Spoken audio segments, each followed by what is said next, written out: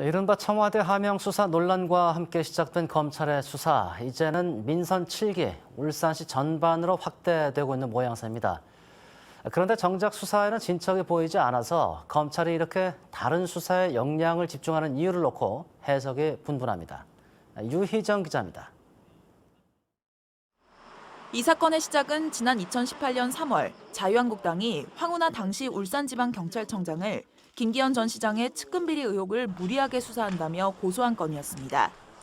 황운하 청장을 겨냥했던 사건은 지난해 11월 서울중앙지검으로 이첩된 이후 청와대가 연루됐다는 의혹으로 번집니다.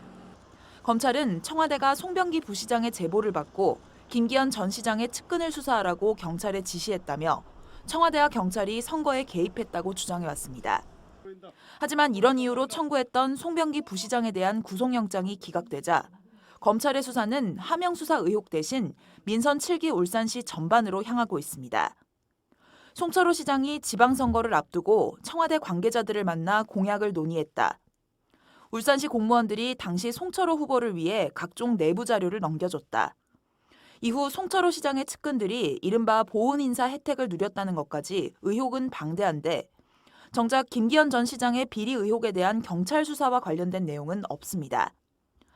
검찰은 그동안 송병기 부시장에 대한 구속영장을 다시 청구하겠다고 밝혀왔는데 하명 수사 의혹으로 청구한 영장은 범죄 사실이 소명되지 않는다며 기각된 만큼 송 부시장에게 다른 혐의를 적용하기 위해 일종의 별건 수사를 하는 것 아니냐는 해석이 나옵니다.